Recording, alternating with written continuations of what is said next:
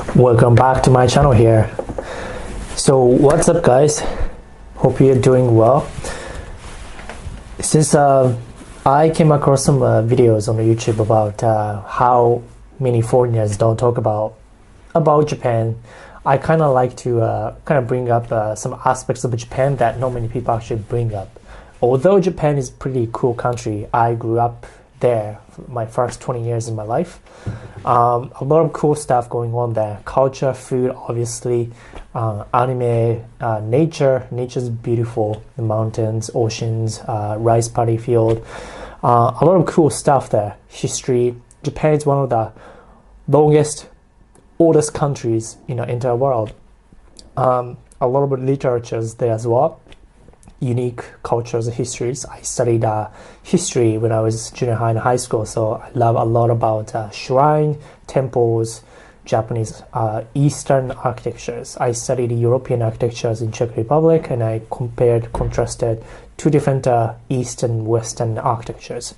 But with that said, I kind of wanted to talk about the things that foreigners don't talk about Japan, which is integration to Japanese society. So integration meaning in this context of like more long-term integration.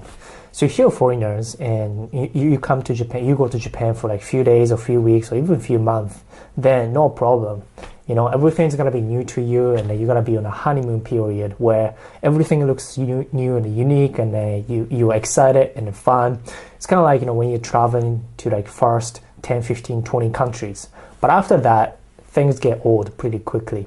So that after honeymoon period, it gets harder to find something that excites you because you have gone through a lot of like different unique new stuff.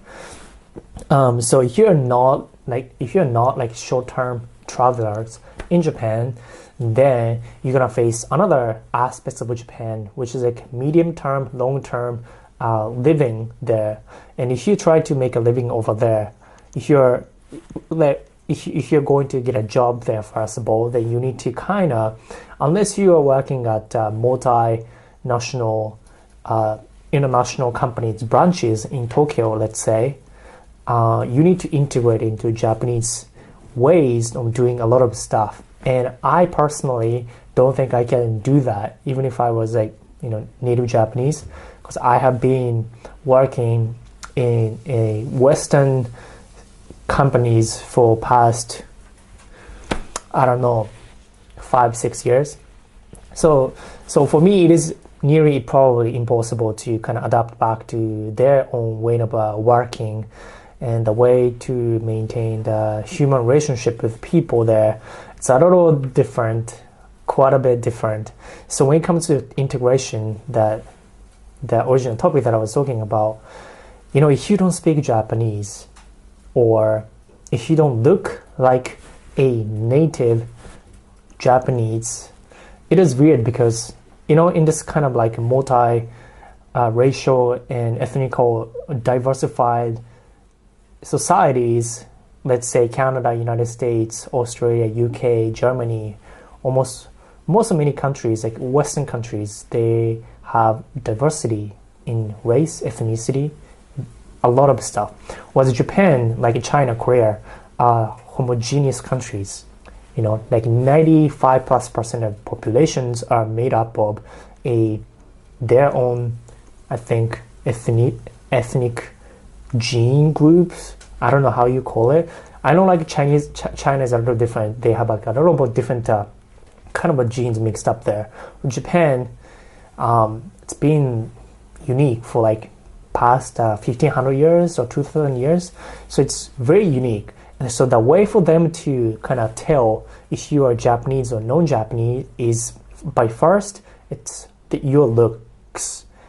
Believe it or not, whether it's correct or wrong, politically correct or incorrect, right or wrong, it is the way it's been there.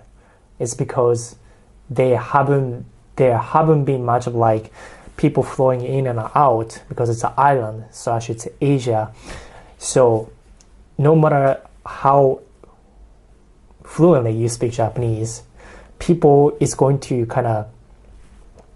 like not necessarily if you grew up if you're born with half if you're like half American and half Japanese, and if you grew up there, then you can speak native Japanese, and then you have like native friends from like junior high and high school, university. That might be a little different, but if not, then even if you study Japanese and you live there for like 10 years, 20 years, I see this a lot in my comments, that even if some foreigners live there like 10 years and then speak fluent Japanese at this point, by the way, they look, Japanese people is gonna, first impression, they're gonna judge on you that you're non-Japanese. And Japanese or non-Japanese, it doesn't matter if you're culturally adapted to the Japanese way of doing. For them, they're gonna treat you they're gonna put you in a different category, like a foreigner category. In Japanese, it's called a gaikokujin. And a gaikokujin, I just made up a word called a gaikokujin waku. So they're gonna give you a lot of exceptions. You're pretty much off the hook from a lot of expectations imposed for Japanese people just because you look different. Just because you look different, they're not going to impose a lot of rules and expectations on you. Therefore, they're not going to treat you probably as equally to Japanese people as to you, as you look non-ethnically Japanese. And then that, on top of that, I've seen a lot of comments of foreigners living in Japan and how they're being not included. Inclusiveness is not necessarily part of our Japanese culture. It's more exclusive thing. It's the Japanese culture per se. So kind of like German, Swiss people are considered more or less like conservative and exclusive. Japanese are a lot more, I guess, exclusive. Even for Japanese people, it's hard to make friends with the strangers when you become adult. I think same applies to like Chinese or Koreans, but they are not like laid back and chill and casual. Especially Chinese and Japanese, they both have like long-standing history to protect their own traditions. And in Japanese, think about their emperor system. They have an emperor there. That means it's kind of like a French. It's kind of like UK. It's kind of like Sweden in terms of the social hierarchy. They have a class. In Japan, preserves a lot, respects a lot class, social hierarchy. So think about French people, they love classes. Japanese love classes as well, because they have emperors and then respect people, elder people, people with class. So it's really exclusive. I'm not saying that older people, especially younger generations, might be different, but if you are going to work in Japanese companies and colleagues, and a lot of hierarchies there, it's not quite flat in general. So that's going to be a something that you might need to kind of jump through the hoops as a foreigner. Not even just as a foreigner, because if I go back to Japan and start working there, I might come across, I might encounter those, obstacles as well. Because it doesn't really matter, to be honest, how I look. Even if I was born in Japan, I have culturally adapted in terms of the workplace, Western standard, so that I don't work 9 to 9 or 9 to 10 like Japanese people, So it'll be much harder for me as well to integrate into Japanese way of doing integration. And especially even more for me, if they start imposing some expectations on me, just because I look Japanese and I'm Japanese, they might, impose some expectation on me. And it is possible that if you look Asian, but not Japanese, you're Westernized Asian, let's say, go to Japan, if you look Japanese, then they're gonna expect you to be doing this and do that. So a lot of expectations are placed upon your looks. It's not the fluence of your language. If you look if you're black, if you're Caucasian, if you're Indian, let's say, if you're African American, if you're European, or if you're Southeast Asian, if you're non-Japanese looking, then you're gonna be automatically placed in the foreigners category. And making friendships, I know it really depends on people, like Japanese people. So I'm not saying generalizing all the people in Japan, but a lot of people haven't been exposed to this kind of diverse friendships or people from different cultures and backgrounds and languages. So a lot of people just don't have enough language skills or perspective, like life experience, to be able to accommodate, your being, your different, your diversity, your uniqueness.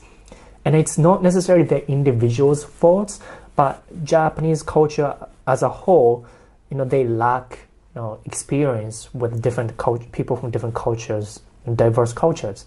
So they're gonna have less prepared, experience to communicate with you even. It might be easier for you in a Western society to just have a small talk and a casual chat. But for among Japanese, it is not kind of common to, kind of strike up a random conversation with people in the hallway. It's more reserved and conservative and exclusive. So that's something that not many foreigners talk about much. I know some do, but long-term integration becomes a completely different problem. And I think I know for myself, and also some people that I know, it'll be a problem to integrate themselves into Japanese cultures. And if they think about even longer term, if they try to raise family and kids, I heard people saying there's no way I'm gonna raise my kids there where I haven't been treated like a Japanese or insider even after living for 20, 30 years. And so it depends, but there's some struggle there not to be included, because we are social creature and we are community based. We like to be included. We like to be part of the group, society. So this is pretty critical if you are going to live long term in Japan. Some food for thought. I don't have any solution to this, but I guess if you send kids to international schools, then it's probably fine, although it's pretty pricey and costly. So with that said, I'll stop this video here. I'll let you guys think and share your experience or comments, opinions about long-term integration in Japan as a foreigners. Let me know your opinions, your experience, because I'd like to hear. I might be wrong, but this is something that I've kind of anecdotal stories that I heard from somebody else, and also my observations was. With that said, I'll see you guys in the next video. Ciao, ciao. Bye.